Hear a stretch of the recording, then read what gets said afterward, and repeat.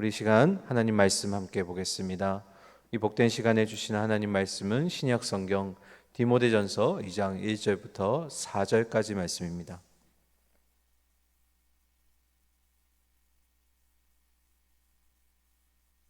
신약 성경 337면에 있습니다. 디모데전서 2장 1절부터 4절까지 기도의 범위라는 제목으로 말씀 받도록 하겠습니다.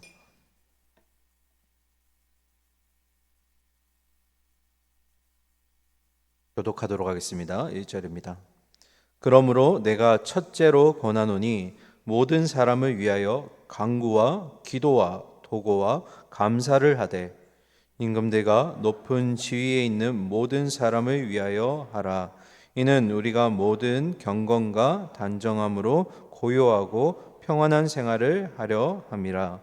이것이 우리 구주 하나님 앞에 선하고 받으실 만한 것이니 하나님은 모든 사람이 구원을 받으며 진리를 아는 데에 이르기를 원하시느니라. 아멘. 오늘 이제 기도라는 내용으로 함께 말씀 나눌 텐데요. 본문 보시기 전에 지난 시간에 했던 우리 디모데전서 1장 18절부터 20절까지 세 절의 말씀 잠깐 복습하고 오늘 말씀 보겠습니다. 여러분, 바울이 영으로 낳은 아들, 영적인 아들 디모데에게 중요한 임무를 맡겼는데요. 바로 선한 싸움을 하라라고 권면하였습니다. 여러분, 선한 싸움은 두 가지였습니다. 선한 싸움이란 첫 번째로 하나님이 주신 말씀으로 잘 훈련받고 연단받는 것을 선한 싸움이라고 하고요. 또 한 가지는 주님이 주신 그 복음으로 어떠한 어려움에도 불구하고 우리가 그 복음을 주변에 전하는 것, 그것이 우리 영적 싸움이라고 말씀드렸습니다.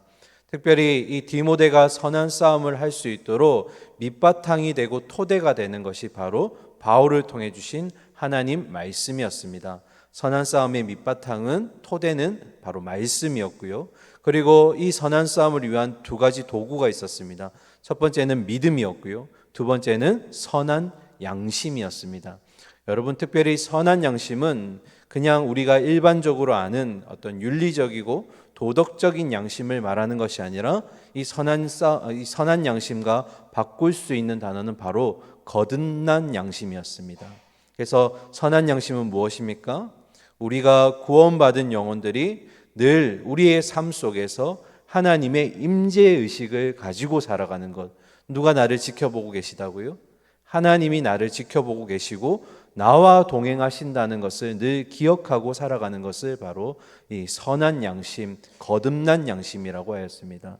특별히 디모데가 그 거듭난 양심으로 살아가야 된다고 얘기했는데, 본문을 보니까 그런 선한 싸움을 하지 못하고 선한 양심이 없는 이들이 있었습니다. 그러니까 믿음에 있어서 어떤 어려움이 찾아오거나 유혹이 찾아올 때 하나님을 임재의식을 가지고 살아가지 않으니까 선한 양심이 없다 보니 마치 배가 가다가 암초를 만나서 파선당하듯이 우리의 믿음도 어떻게 되는 겁니까?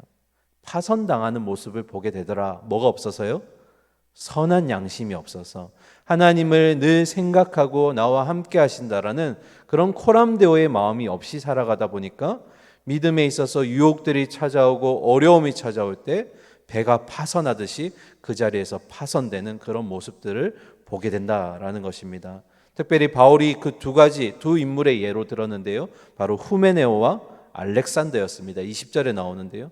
이 두 사람은 아마도 디모데가 지금 섬기고 있는 에베소 교회 성도였을 겁니다. 그런데 이 두 사람이 고의적으로 하나님의 이름을 더럽게 하고 그리고 교회의 성도들을 혼란케 하는 그런 어려움을 교회 안에 가지고 왔다라는 것입니다. 그래서 바울은 이들을 향해서 훈계해야 된다고 얘기합니다. 근데 여러분, 지난 시간에 우리가 살펴보았지만 이 훈계라는 것은 우리 어린이라고 했을 때 헬라어로 파이디온이라고 하는데요. 이 파이디온에서 파생되어서 훈계를 파이데이아라고 하는데요. 정확한 의미는 어린아이나 자녀들, 학생들을 잘 연단시키고 훈련시키는 것을 바로 훈계라고 합니다. 그러니까 이 훈계라는 건 뭡니까?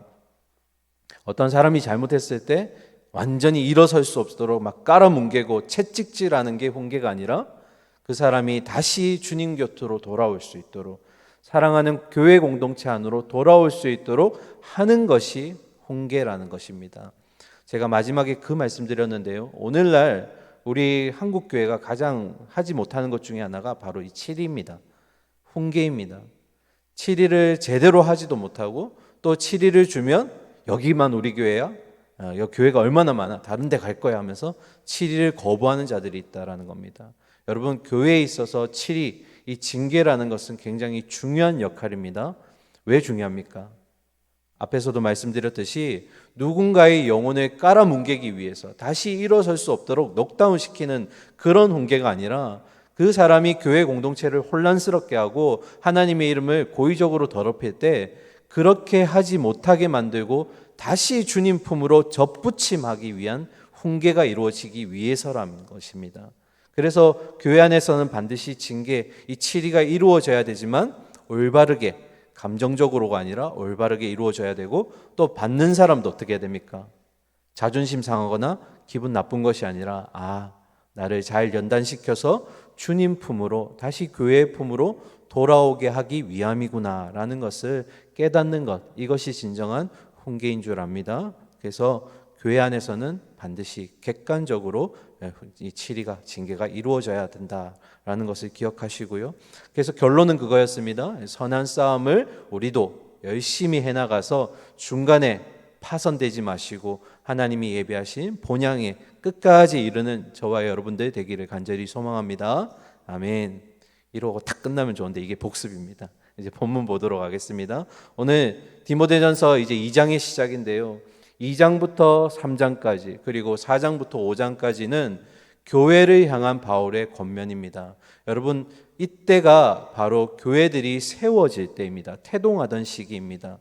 그래서 교회 안에는 기초적인 원리와 질서가 지금 준비가 돼야 되는데요, 그래서 이 에베소 교회를 목회하게 되는 이 디모데에게 바울이 이 기초적인 질서, 교회 안에서 일어나야 되는 질서들, 준비돼야 되는 그런 규범들을 지금 2장과 3장 또 4, 5장을 통해서 우리에게 알려주고 있는 것입니다. 한번 보실 텐데요, 먼저 1절 먼저 함께 읽고 본문 보도록 하겠습니다. 함께 읽겠습니다. 시작.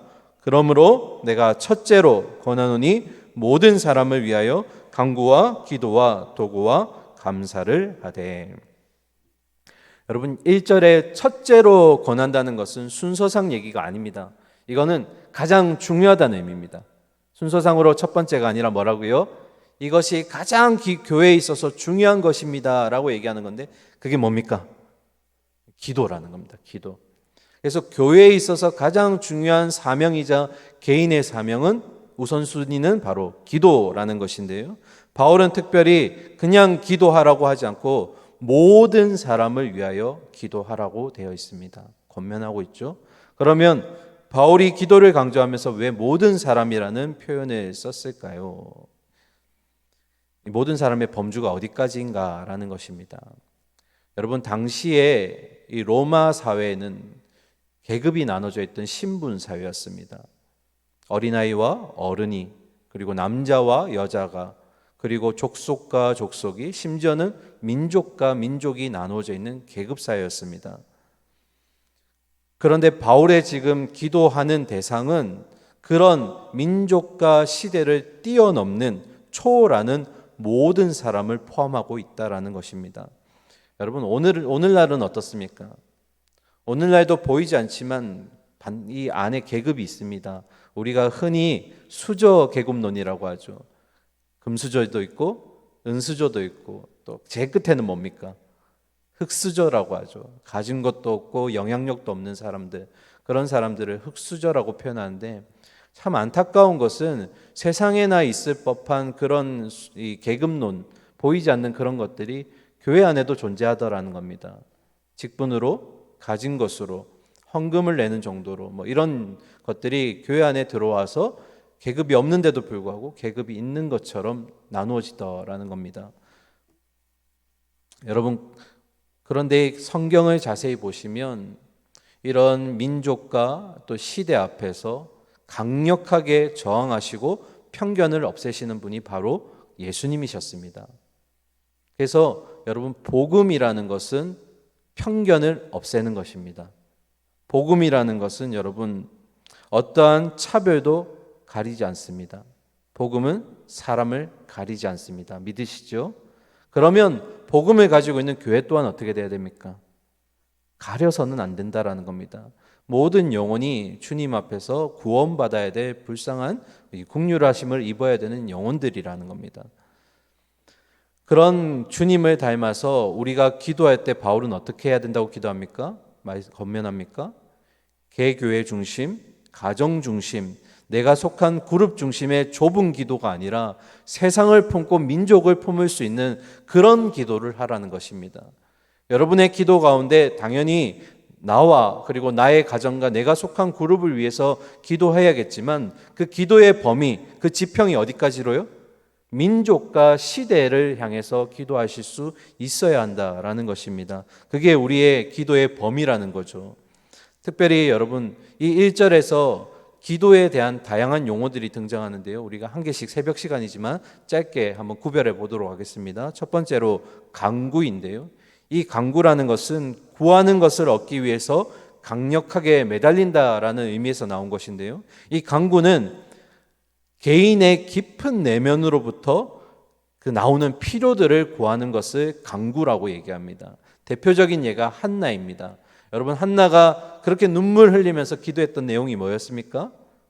세상과 민족을 향한 기도가 아니었죠. 처음 나올 때는 자신의 불임과 자기 안에 어떤 생명의 탄생을 위한 잉태를 위한 기도였습니다. 그런 내면의 깊숙한 자신의 필요를 꺼내면서 주님께 기도할 때 그 한나의 기도 가운데 주님의 뜻을 한나가 깨닫게 됩니다. 이런 기도를 간구라고 부릅니다. 그리고 두 번째로 이 기도 헬라어로 프로시케라는데요. 이 기도는 우리가 통상적으로 일반적으로 모든 기도를 통칭할 때 쓰는 기도의 단어입니다. 세 번째는 도고인데요. 도고는 청원하다, 왕께 아뢰다라는 의미가 있는데 다른 사람을 대신해서 하나님께 간구하고 청원하는 기도를 바로 도고라고 합니다. 여러분 도고라는 단어 예전에 우리가 어떤 기도라고 불렀었죠? 중보기도라고 많이 불렀죠. 그런데 우리 교단은 이제 더 이상 중보기도라고 사용하지 않습니다. 왜냐하면 이 중보라는 단어는 우리의 유일한 중보자 되시는 예수님에게만 쓸 수 있기 때문에 이제 중보라는 단어를 쓰지 않고 대신에 우리가 옆 사람을 위해서 주변을 위해서 기도할 때 협력기도 또는 중보기도라는 단어를 중보가 아니라 도고기도라는 단어를 쓰게 됩니다. 그리고 마지막으로 감사인데요. 헬라어로 이제 유카리스테아라는 단어인데 감사, 은혜라는 의미입니다. 여러분 이 단어가 어디에서 쓰여지냐면 예수님이 성찬식 하실 때 이 단어를 쓰게 되는데요. 왜 기도의 그 단어 가운데 감사가 들어갈까요? 왜 은혜가 들어갈까요? 이 의미는 모든 기도와 모든 감사의 출처가 어디서부터 시작된다는 겁니까? 주님으로부터 시작한다라는 겁니다. 그러니까 간구와 기도와 도구와 이 모든 기도의 내용들에 응답하실 그 주님, 그리고 우리의 감사의 출처이자 이유는 오직 주님밖에 없다는 것을 우리에게 지금 기도의 단어를 통해서 알려주고 있는 것입니다. 그러면 우리가 네 가지를 짧게 살펴보았는데요. 왜 바울은 기도를 권면할 때 이 네 가지 단어를 모두 우리에게 보여주었을까? 왜 여러 단어를 이렇게 열거하였을까요? 여러분 이 중요합니다. 왜 중요하냐면 기도의 형태를 지금 얘기하는 것이 아니라 우리가 앞에서 지금 나누었죠. 기도의 범위라는 것입니다. 기도의 범위.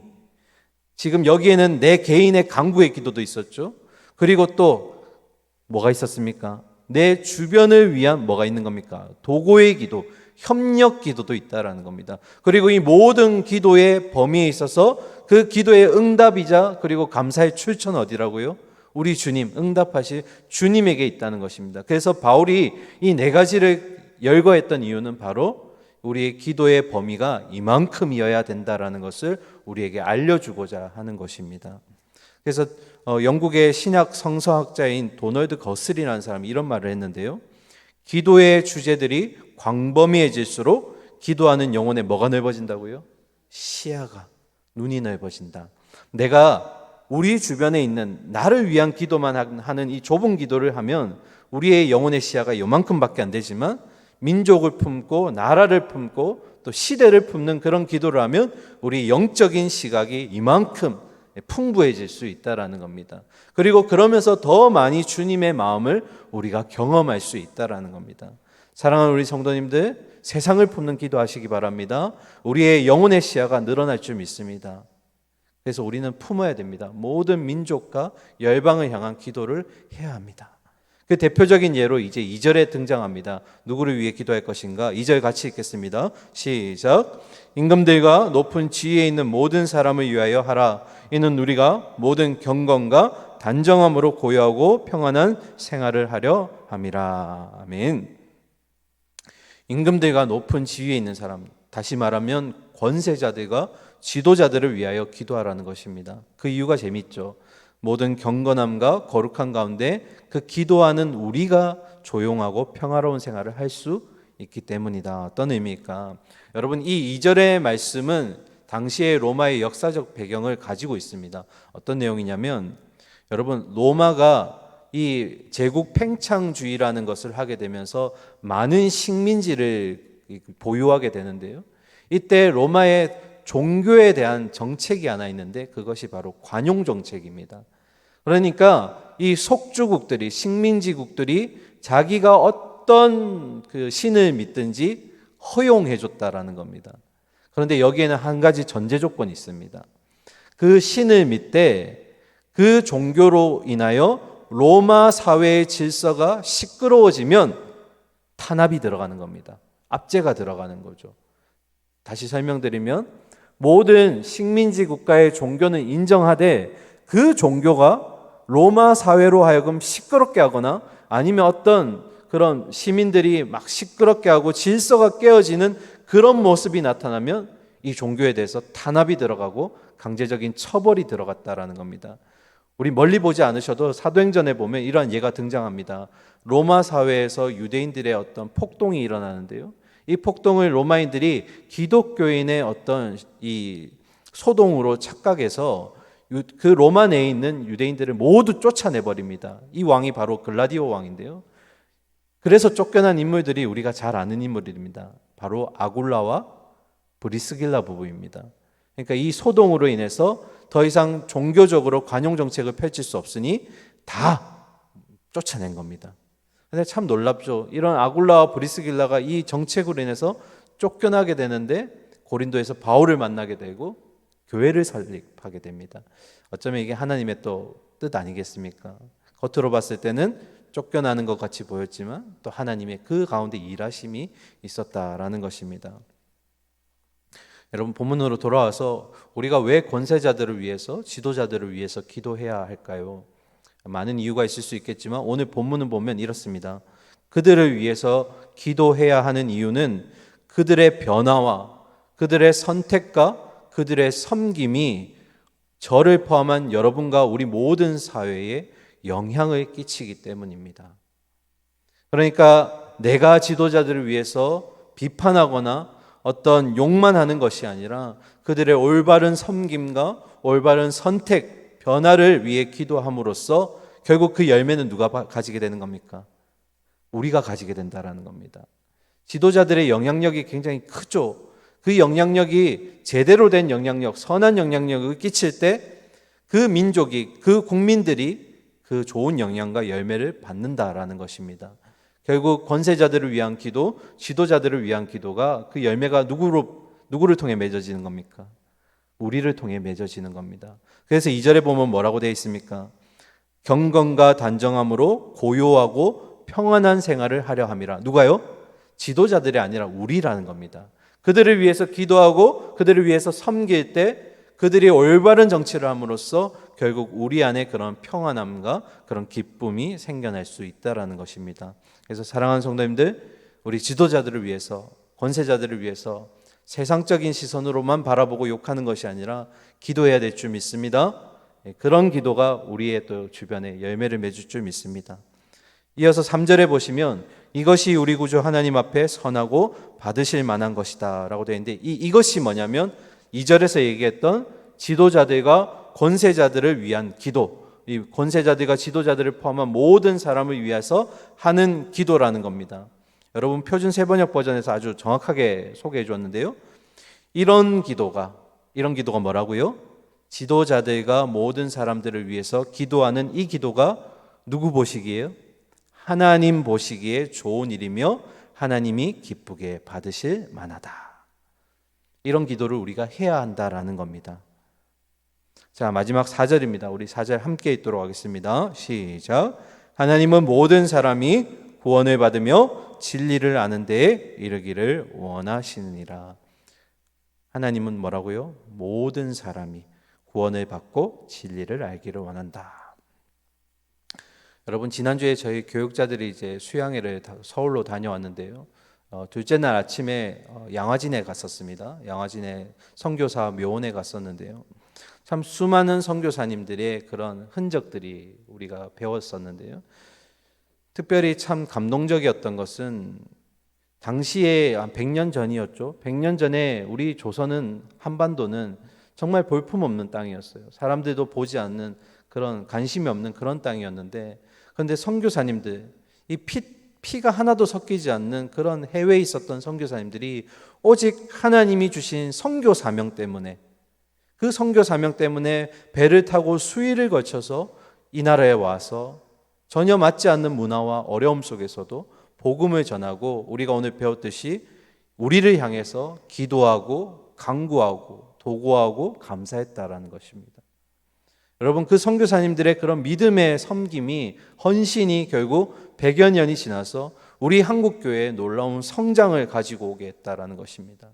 그런데 지금 우리가 위기와 그리고 또 기회의 자리에 서게 되었습니다. 지금 모든 한국교회가 위기라고 얘기하죠.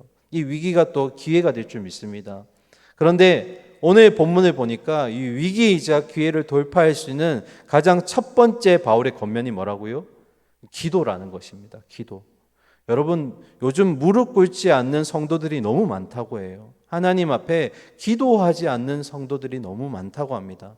이건 우리 교육자들도 포함되어 있습니다. 목회자들도 주님 앞에 제대로 무릎 꿇지 않더라.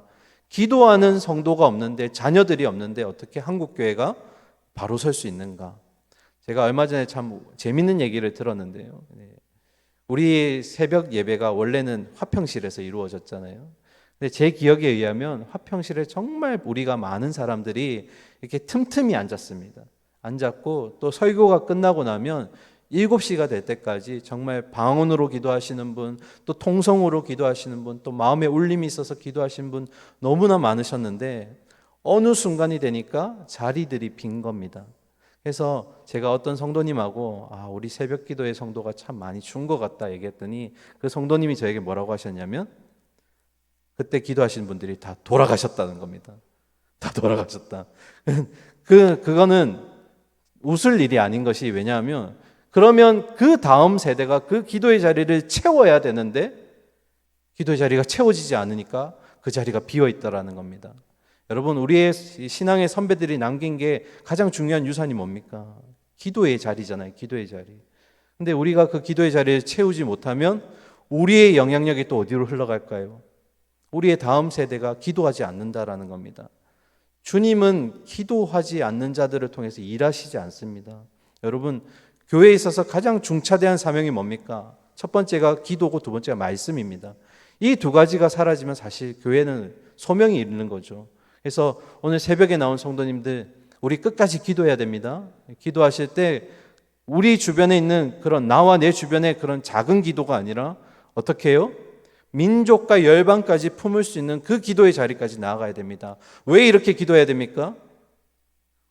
그 기도에 응답하시는 주님이, 하나님이 무소부재하시고 전지전능하시기 때문입니다.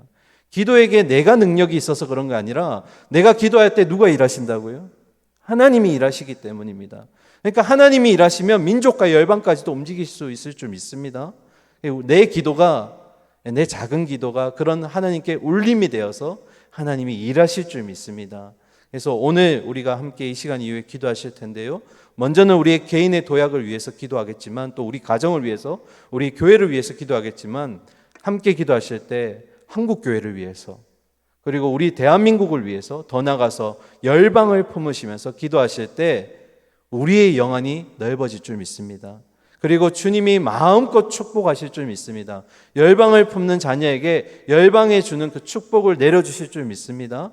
그래서 이 새벽에 기도하실 때 민족과 열방을 품으심으로써 기도하실 때 하나님 나라의 확장에 귀한 일꾼으로 사용될 수 있는 저와 여러분들이 될 수 있기를 간절히 소망하고 축원합니다. 아멘. 함께 기도하겠습니다.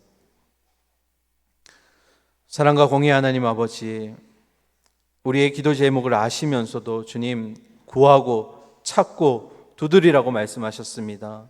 하나님께서 그럴 때 이 기도에 응답하시는 줄 믿습니다. 우리가 기도할 때 뒤에 계시던 하나님이 앞에 나오셔서 일하실 줄 믿습니다. 우리가 오늘 특별히 기도할 때 열방을 품고 기도하겠습니다. 우리 한국교회를 위해서 기도하겠습니다. 다음 세대를 위해서 기도하겠습니다. 하나님, 그 기도가 울림이 되어서 감동이 되어서 하나님이 일하심으로써 다시 한번 우리 한국교회에 이 한반도에 하나님의 부흥의 역사가 일어나게 하여 주시옵소서. 그 100년 전에 선교사님들의 그런 헌신과 수고와 노력이 이제는 우리를 통해서 또 흘러가기를 소망합니다. 하나님 축복의 통로로 사용하여 주시고 기도의 통로로 사용하여 주시고 우리를 통해서 우리의 다음 세대가 또 귀한 열매를 맺을 수 있도록 주여 우리가 기도하게 하여 주시옵소서. 열방을 품고 기도하고 민족을 품고 기도하는 우리의 지평이 넓어지는 기도가 되게 하여 주시옵소서. 그렇게 기도할 때 하나님 우리의 영안이 넓어질 줄 믿습니다. 아버지, 우리의 영안이 성숙해질 줄 믿습니다. 하나님, 기도하는 가운데 하나님의 뜻을 찾고 하나님의 뜻을 깨닫고 또 하나님의 나라의 확장에 우리의 기도를 통해 일꾼으로 사용되어지기를 소망합니다. 우리 새벽의 권속들, 그런 기도의 일꾼, 하나님 나라의 확장의 일꾼 될 수 있도록 주여 함께하여 주시옵소서. 살아계신 예수 그리스도의 이름으로 기도드립니다. 아멘.